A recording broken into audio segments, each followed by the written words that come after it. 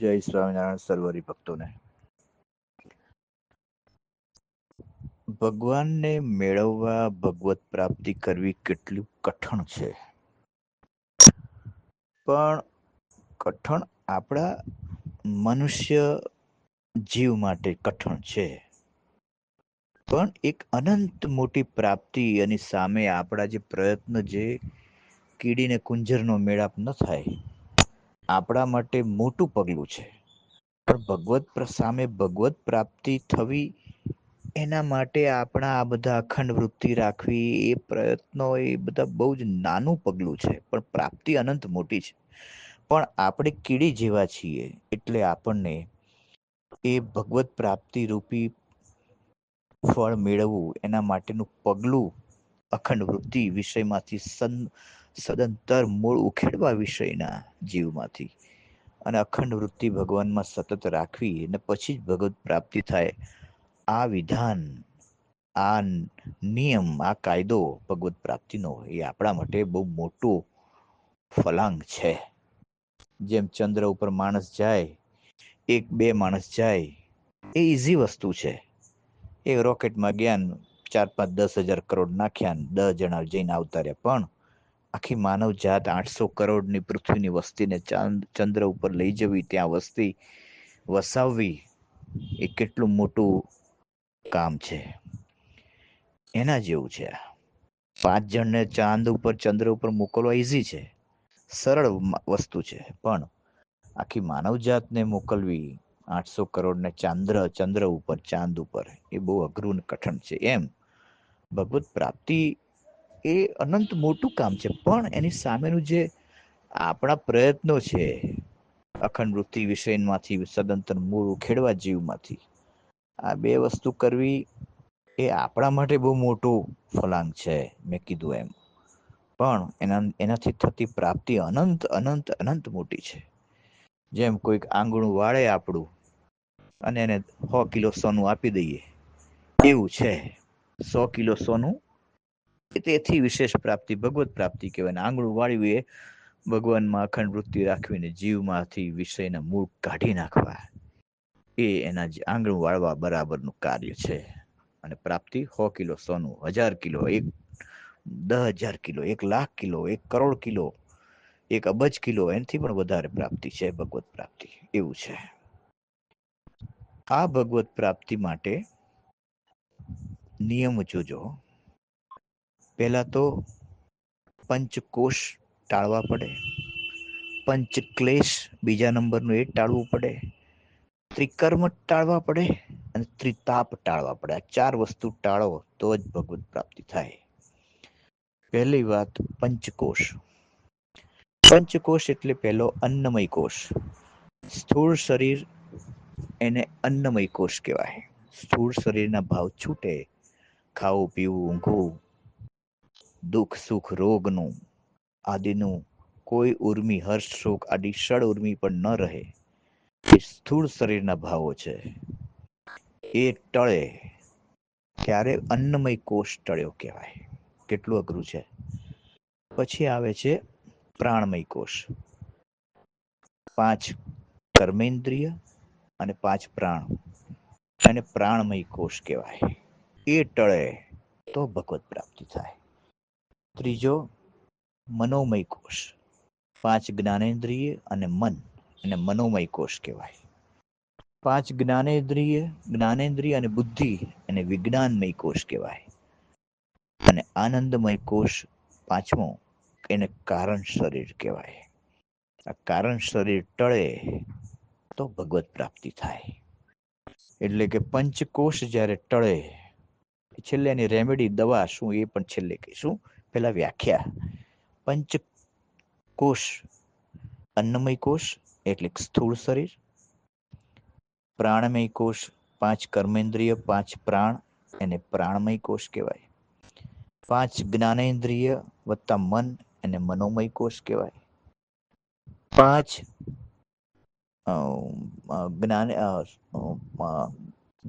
જ્ઞાનેન્દ્રિય plus બુદ્ધિ, એને વિજ્ઞાનમય કોષ કહેવાય.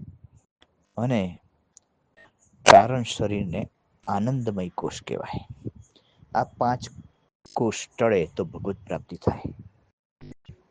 બીજો પંચ ક્લેશ, એમાં રાગ, દ્વેષ, અવિદ્યા, અસ્મિતા અને અભિનિવેશ, આ 5 વસ્તુ ટળે તો ભગવત પ્રાપ્તિ. પંચક્લેશ ટળ્યા કહેવાય અને ભગવત પ્રાપ્તિ થાય. રાગ, કોઈ પણ પ્રત્યે રાગ કે દ્વેષ ન હોય એનું નામ વૈરાગ્ય. કોઈ પણ વસ્તુ સજીવ કે નિર્જીવ, સ્થૂળ કે જડ કે ચેતન વસ્તુ પ્રત્યે રાગ ન હોવો કે દ્વેષ ન હોવો, એ અવસ્થા પ્રાપ્ત થાય એટલે રાગ દ્વેષ ટળ્યા કહેવાય. કેટલું અઘરું છે. બીજું અવિદ્યા. અવિદ્યાના 4 પ્રકાર છે. અવિદ્યાના 4 પ્રકાર છે. એક, અનાત્માને આત્મા સમજવું, એટલે કે દેહને પોતાનું સમજવું, આત્માને પોતાનું ન જાણવું, દેહને પોતાનું જાણવું. આત્માને અનાત્મા જાણવું, અપવિત્રને પવિત્ર સમજવું, દુઃખને સુખ સમજવું, અનિત્યને નિત્ય સમજવું. ભગવાન નિત્ય છે પણ એને અનિત્ય સમજવું. સંસાર અનિત્ય છે પણ એને નિત્ય સમજવું. ભગવાન નિત્ય છે પણ અનિત્ય સમજવા. સંસાર અનિત્ય છે પણ નિત્ય સમજવા. અપવિત્રને પવિત્ર સમજવું. આપણે જેટલી પૂજાઓ કર્મકાંડમાં મહાપૂજા કે ભગવાનની કરીએ, સમજવા જેવી વસ્તુ છે, બધી અપવિત્ર વસ્તુમાંથી બને છે.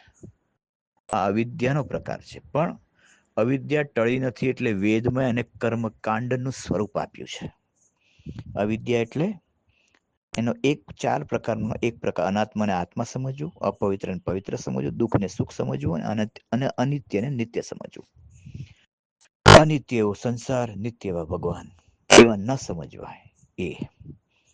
પછી અનાત્માને આત્મા, દેહ, પોતાને દેહ માનવું, અનાત્મા છે એને આત્મા સમજવું. દુઃખ ને સુખ, આ સંસારમાં દુઃખ છે પણ સંસારમાં સુખ છે એમ કરીને ભગવા વસ્ત્રધારીઓ કે ગૃહસ્થો બધા મંડ્યા છે. દુઃખ ને સુખ સમજીને મિલકતો ભેગી કરવી, પૈસા, ઘરેણા, મંદિરો, હોસ્પિટલો, ગુરુકુલો, ભગવા વસ્ત્રધારીઓ અને ગૃહસ્થો પૈસાની પાછળ. શું? દુઃખ ને સુખ સમજવું. એમાં દુઃખ છે છતાં સુખ માનીને પૈસાની પાછળ દોડે છે, મિલકતો ભેગી કરે છે, કઈ હાર્યા નથી. અને સૌથી વધારે મોટું સમજવાનું છે અપવિત્ર ને પવિત્ર સમજવું. કર્મકાંડમાં બધી જ વસ્તુ બધી અપવિત્ર છે, પણ વેદમાં એમ છે કે કેટલા માણસોને અવિદ્યા ટળશે. 800 કરોડની પૃથ્વી પર વસ્તી છે, એમાંથી એક જણને અવિદ્યા નહીં ટળ્યું. એટલે વેદમાં એટલે આ અપવિત્ર વસ્તુને કર્મકાંડમાં સમાવી દીધી. ચલો સમજીએ અપવિત્ર ને પવિત્ર. મહાપૂજા હોય કે કોઈ પણ યજ્ઞ હોય, એમાં ગાયનું છાણ, ગાયનું તો છાણ એ મળ છે, ગંદુ છે. એની પૂંછમાંથી નીકળે છે ગાયનું ગૌમૂત્ર, મૂત્ર એ અપવિત્ર છે. ગાય આપણાથી નીચેની યોનિ છે, મનુષ્યથી નીચેની પ્રાણી યોનિમાંથી આવે. આપણું મળમૂત્ર પણ અત્યંત ગંદુ અને અપવિત્ર. આપણાથી નીચી યોનિ, પશુ યોનિના મળમૂત્રને આપણે યજ્ઞમાં વાપરીએ છીએ. અપવિત્ર અને પવિત્ર સમજવું આ એક છે. આ એનું અવિદ્યાનું સ્વરૂપ છે. માટે જ કીધું છે ને મહારાજે અમદાવાદના બીજા વચનામૃતમાં, અંત્યના બીજા વચનામૃતમાં, કે હું તપ, યજ્ઞ, વ્રત, દાન, યજ્ઞ આવી ગયા, તપ, વ્રત, યજ્ઞ, દાનથી પ્રસન્ન નથી થતો, એવો સત્સંગથી પ્રસન્ન થઉં છું. યજ્ઞથી પણ, કેમ કે યજ્ઞમાં અપવિત્ર વસ્તુઓ છે. ગાયનું છાણથી લીપવાનું બધું, ગાયનું મળ છે તો ગંધાતું છે, આપણાથી નીચેની યોનિનું છે. અચ્છા, પંચામૃતમાં દહીં વપરાય. દહીંને માઇક્રોસ્કોપમાં જુઓ તો અંદર કીડા ખદબદે છે, ખદબદ ઈયળો. તમે મોઢામાં ન નાખો, બધા જીવ છે અંદર, ખદબદ ઈયળો છે. એને આપણે પવિત્ર માનીને પંચામૃતમાં મધ વાપરીએ છીએ. મધ તો મધમાખીનું થૂંક છે. મારું તમારું થૂંક આપણને ચાટું કે તો કેટલું અરુચિ થાય. પણ આ તો મધમાખી જ આપણાથી નીચેની યોનિનું થૂંક. મધ એટલે મધમાખીનું થૂંક, લાળ છે, પણ એને આપણે પવિત્ર માનીએ છીએ. પાણી વાપરીએ, જળ વાપરીએ, એ જળ પણ અપવિત્ર છે. ક્યાંક કુવા નદીમાંથી આવતું હોય, આગળ કોઈક એ નદી કે કુવામાં પેશાબ કરી ગયો, કોઈક પ્રાણીની લાશ પડી હોય, એ પાણી અમે ગાળીને આવો તો એ કાણામાંથી, કપડાના ઝીણા કાણામાંથી મળનો અંશ જે તે પ્રાણીનો કે દેહનો કઈ પણ અંશ, ચામડીનો કે મળનો તો આવી જ જાય ને. એટલે પાણી પણ પવિત્ર નથી, એ પણ અપવિત્ર છે. જે કુવા અને નદીમાંથી આવતું હોય, એમાં હજારો માણસો મર્યા હોય ને એમાં હજારો માણસો થૂક્યા હોય, મળમૂત્ર કર્યું હોય, એમાં એક કણ તો આવી જાય કે નહીં પાણીમાં? નક્કી છે કોઈ કણ નથી સંપૂર્ણ પવિત્ર છે પાણી? શક્ય જ નથી.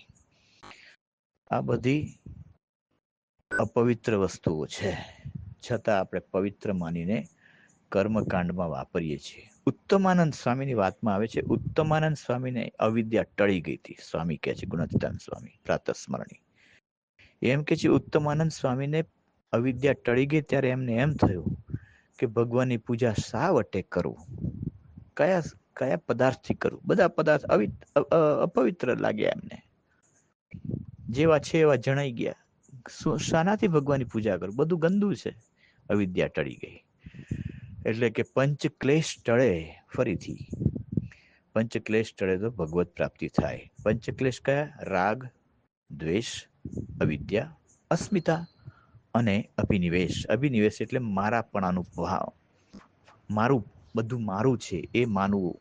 આ ઘર, કુટુંબ, દેહ સંસાર, દેહ આ મારો છે, જે છે નહીં છતાં મારું છે એવું માનવું, એ અભિનિવેશ થયો કહેવાય. એ ટળે તો ભગવત પ્રાપ્તિ થાય.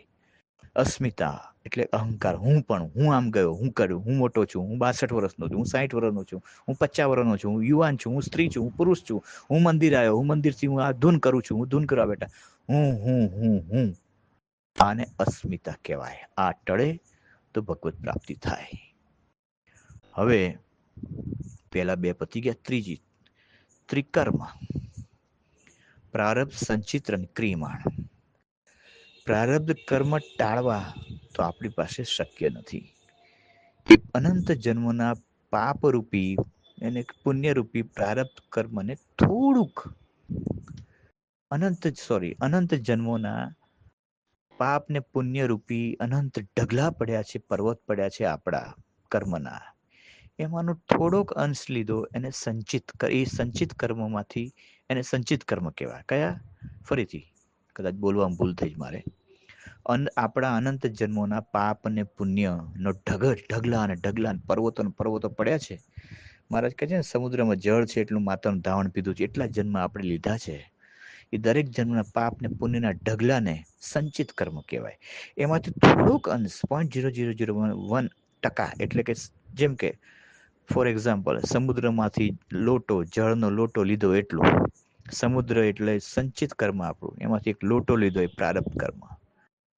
એ સંચિત કર્મ ટળે અને પ્રારબ્ધ કર્મ ટળે અને ક્રિયમાણ, હાલમાં જે આપણે કરીએ છીએ પાપ કે પુણ્ય, જાણે અજાણે, આ ત્રણેય ટળે. સંચિત, પ્રારબ્ધ અને ક્રિયમાણ. ક્રિયમાણ એટલે હાલનું કર્મ, આ જન્મનું, આ ક્ષણનું, આ સેકન્ડનું કર્મ કરીએ, એ બધું ટળે તો ભગવાન મળે. અને ત્રિતાપ કોને કહેવાય? આધ્યાત્મિક, આધિદૈવિક, આધિભૌતિક. આધ્યાત્મિક શરીરનું, મનનું રોગ. શરીરમાં તો રોગ આવે, મેલેરિયા, તાવ, ટાયડ, તડકો, શરીરના રોગ, મેલેરિયા, તાવ આવ્યો, શરદી થઈ, ઉધરસ થઈ, મોટા રોગ થયા, એ શારીરિક રોગ. માનસિક રોગ, મનના રોગ, મનની કલ્પનાઓ, આમ થશે, શું થશે, અત્યારે આ મનની કલ્પનાઓ, એ ટળવા જોઈએ. આધ્યાત્મિક, આધિભૌતિક એટલે વાવાઝોડું આવ્યું, પૂર આવ્યું, દુકાળ પડ્યો, સુકાળ પડ્યો, અતિવૃષ્ટિ થઈ, અનાવૃષ્ટિ થઈ, એ બધું આધિભૌતિક. આધિદૈવિક, રાજા કોપ કર્યો, બીજા દેશ આક્રમણ કર્યું, યુદ્ધ થયું, એમાં કેટલાય માણસો મરી ગયા, કેટલાય ઘવાયા. આ બધું આધિ દૈવિક. આધિભૌતિક, આધિદૈવિક અને આધ્યાત્મિક, આ ત્રણ ટળે તો ભગવત પ્રાપ્તિ થાય. કન્ક્લુઝનમાં સમરી ફરી, પંચકોશ જો ટળે, પહેલો પંચકોશ ટળે તો ભગવત પ્રાપ્તિ થાય. અન્નમય કોષ, પ્રાણમય કોષ, વિજ્ઞાનમય કોષ, મનોમય કોષ, આનંદમય કોષ, આ ટળે તો ભગવત પ્રાપ્તિ થાય. બીજું પંચક્લેશ, રાગ, દ્વેષ, અસ્મિતા, અવિદ્યા, અભિનિવેશ, આ ટળે તો ભગવત પ્રાપ્તિ થાય. ત્રિકર્મ, સંચિત પ્રારબ્ધ ક્રિયા ટળે તો ભગવત પ્રાપ્તિ થાય. અને ચોથું આધ્યાત્મિક ત્રિતાપ, આધ્યાત્મિક, આદિ દૈવિક, આદિ ભૌતિક, આ ત્રણ ટળે તો ભગવત પ્રાપ્તિ થાય.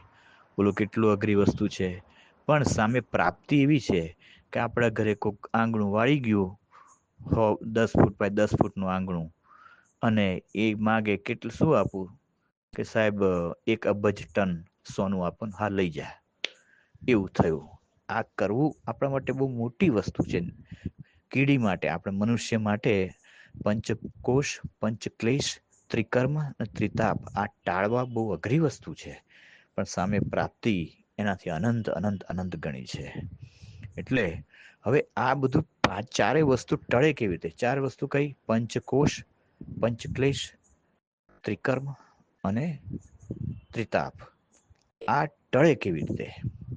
એવી રીતે ટળે, સ્વામી એમ કહ્યું કે જેમ સમજણી છોડીને પોતાના પતિનું કાયટું ન ભાવે, એમ જ્યારે ભગવત પ્રાપ્તિમાં લગ્ની લાગી જાય, ભગવત પ્રાપ્તિનો વેગ લાગી જાય, જેમ કામી પુરુષ કામી સ્ત્રી હોય, લગ્ન પહેલા સગાઈ થઈ હોય, પછી લગ્નની રાહ જોવે ક્યારે લગ્ન થાય ને ક્યારે ભેગા થઈએ અમે પતિ પત્ની, અને એની જે તાલાવેલી લાગે એવી લગ્ની, એવી સતત રાત દિવસ ક્યારે લગ્ન, ક્યારે થશે, ક્યારે લગ્ન થશે, ક્યારે લગ્ન થશે, ક્યારે ભેગા થશું, ક્યારે પતિને મળી, ક્યારે પત્નીને મળીશું, એ લગ્ની જ્યારે લાગે, એવી લગ્ની ભગવાન માટે લાગે, ત્યારે ઈ લગ્નની આગમાં આ બધા પંચકોશ, પંચક્લેશ, ત્રિકર્મ, ત્રિતાપ ટળે.